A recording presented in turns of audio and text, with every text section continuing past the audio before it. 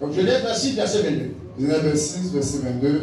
Puis il partit de là et creusa un autre puits, pour lequel on ne lui chercha pas querelle. Il l'appela donc Rehoboth, qui signifie large espace. Car, dit-il, maintenant l'Éternel nous a mis au large, et nous prospérons dans le pays. Amen.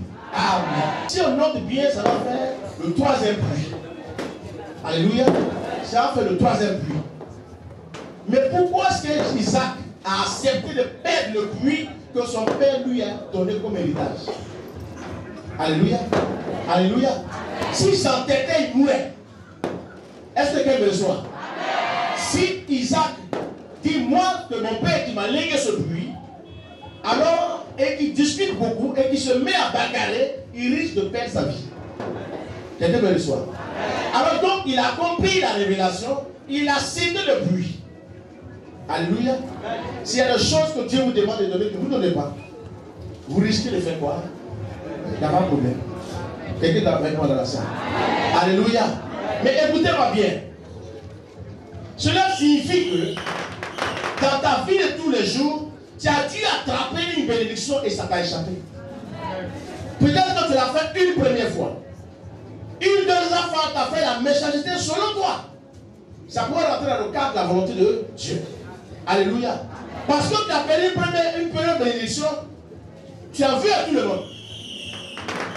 Alléluia. La deuxième bénédiction, tu as vu à tout le monde. Et tu es gonflé à bloc. Pourquoi? J'ai creusé un puits, j'ai donné tout ce qu'il fallait donner, je me suis investi, j'ai même pris les ouvriers pour creuser, et voilà qu'on vient m'arracher le puits. Alléluia. Or, un puits, c'est ma richesse, c'est mon élévation, c'est ma prospérité. Pourquoi est-ce que m'arrache? Amen. Alors, écoutez, Isaac connaissait Dieu parce qu'Abraham a appris Isaac à connaître Dieu. Vous me suivez? Et Isaac pouvait se plaindre constamment auprès du Seigneur. Pourquoi le premier puits que mon père a creusé, on nous l'a arraché? Deuxième puits que je crève, on nous arrache. Pourquoi? Alléluia. Peut-être qu'Isaac a dû prier aussi. Vous êtes avec moi? Isaac a dû faire quoi? Prier parce qu'il venait à peine de perdre ce que son père lui a donné. Et deuxième puits qu'il venait de perdre. Est-ce que c'est facile? C'est facile. Alléluia. Ce n'est pas du tout facile. Perdre une bénédiction n'est pas une chose facile. Alléluia. C'est qu'on espère avoir et puis de coup ça nous échappe. Quelqu'un prend sur notre place. Quelquefois, si on n'est pas courageux, on risque de ne plus jamais poursuivre. Quelqu'un est avec moi dans la salle? C'est pourquoi certains ont passé des concours, des examens, et ils étaient admis après, on dit non. Alléluia. Le point est parti quelque part. Si vous êtes découragé, vous risquez de ne plus jamais vous présenter. Alléluia. On perd une fois, ne veut pas dire qu'il avait joué. Perd deuxième fois, ne veut pas dire qu'il avait joué. Alléluia. Ça veut dire que la réussite est encore plus devant. Il faut espérer la demain meilleure. C'est ça qui est important. Alléluia. Ça veut dire qu'il ne s'agit pas de tomber. Mais lorsque tu tombes, il faut pouvoir te relever. Il faut avoir la force de te relever. Tu as fait une activité, ça n'a pas marché. Il ne faut plus dire que je ne vais plus jamais faire. Il faut espérer que ça va marcher. Alléluia. Je vais dire à quelqu'un, ta vie en 2018, peut-être ça a été une vie dont tu n'as pas bien compris le sens. Alléluia. Tu n'as pas compris, tu n'as pas vu la tête ni la queue. Alléluia. Sûrement, des personnes ont pris ce que toi tu pensais avoir. Amen. Est-ce que quelqu'un me reçoit dans la salle? Des personnes ont mis la main dessus. Et Dieu, qu'est-ce que Dieu dit de cette chose-là? Dieu est-il au courant ou pas? Je suis en train de parler à quelqu'un. Est-ce que Dieu est-il au courant? Alléluia. Pourquoi tes prières n'ont rien produit? Quelqu'un est avec moi. Est-ce qu'il est sourd? Est-ce qu'il est muet? Est-ce qu'il est aveugle? Non. Rien de tout ça. Il y a des choses qui rentrent dans le cadre de la volonté de Dieu. Il suffit de t'asseoir et réfléchir. Qu'est-ce qui se passe, Seigneur? Alléluia. C'est pourquoi je dis à quelqu'un, accepte. Amen.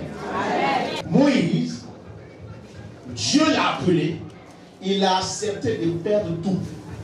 N'est-ce pas? Il a souffert. Dieu lui a dit, je t'appelle afin que tu conduises mon peuple dans un pays, dans une nation où coule le lait et le miel. Tu vas y entrer avec mes enfants. Alléluia. Et si la route, quelque chose se passe, Dieu lui dit acte. Il s'arrête et lui dit, désormais, je prends quelqu'un d'autre pour te remplacer. Alléluia. Alléluia. Dis-moi. Il dit, tu vas plus partir parce que tu as commis une faute. Est-ce que Dieu ne pouvait pas pardonner? Il ne pouvait pas pardonner. Quand il appelait, Dieu ne savait pas que Moïse... Écoutez-moi bien. Lors de l'entretien dans le livre de quoi? Exode 3. La Bible dit que lorsque Dieu a appelé Moïse, Moïse a dit, Seigneur, j'ai du mal à parler. J'ai du mal, je bègue. Je n'ai pas de la facilité de libérer la parole. Avec tout ce que j'ai, est-ce que tu veux prendre? Dieu dit oui, je sais tel que tu es et je te prends comme ça. Alléluia. Moïse a montré ses défauts et Dieu a agréé. Tu m'as entendu? Alors, lorsque le Seigneur lui a dit, Moïse, regarde bien, regarde la montagne de Moriba, tu montes là-dessus et regarde, tu verras le pays où coule le lait et le miel, mais tu n'y entreras pas. Quelqu'un qui est avec moi? Alléluia. Moïse m'a dit, souviens-toi de ce que tu m'as dit. Au moment où tu m'as appelé, je te disais que j'étais ceci, j'étais cela. Mais avec mes défauts, tu m'as accepté. Maintenant, pourquoi tu veux me remplacer? Alléluia. Dieu dit, ma décision, c'est ma décision. Ma volonté, c'est ma volonté. Alléluia. Lorsque le Seigneur disait à Moïse d'arrêter, la Bible dit que Moïse n'avait pas perdu sa vigueur. Sa vue n'est pas restée. C'est-à-dire qu'il voyait clair comme un jeune homme. Il avait la force d'un jeune homme. Il pouvait lutter avec des jeunes gens de 20 ans, 19 ans, 40 ans, 50 ans. À l'époque, pour être major, pour être grand, il a fallu avoir 40 ans. C'est à 40 ans qu'on peut dire maintenant que tu es majeur. Alléluia. C'est pourquoi Moïse a quitté l'Égypte à 40 ans. Alléluia. Isaac s'est marié à 40 ans. À l'époque, on ne pouvait pas donner un mariage à un jeune homme, à un homme qui a 30 ans. On dit qu'il n'est pas très majeur. Alléluia. Il fallait peut-être 40 ans. Alléluia. 40 ans, c'est l'âge de la maturité. Quelqu'un est avec moi dans la salle. Alors, quand ces choses se sont produites, Moïse a dit, mais Seigneur, tu m'as dit, je vais fouler moi aussi les pieds. Et il dit, oui, je l'ai dit. Mais tu es déjà rentré. Tu es rentré spirituellement, physiquement. Mais dis-toi, parce qu'il y a quelqu'un qui va les conduire. Ton jeune frère qui je jouais. Alléluia. Josué pouvait aussi se sentir embêté. Pourquoi je remplace le coup Moïse? Est-ce que Moïse ne dira pas que c'est un coup que je joue avec Dieu? Hein? Pour prendre sa place. Alléluia. Quelqu'un qui n'avait pas perdu sa vigueur, qui n'était pas fatigué, quand on dit qu'on remplace. Alléluia. Vous n'avez pas vu des joueurs? Hein? Au stade? Hein? On remplace pas des joueurs qui ne même pas qui ne sont pas faiblis. On les remplace et jouer se plaît. Ou bien, il se plaît avec qui? Aux entraîneurs. Il dit non, je tiens encore. Il dit sors. Alléluia. Ne discute pas, sors. Assieds-toi. Tu n'es pas de bouche.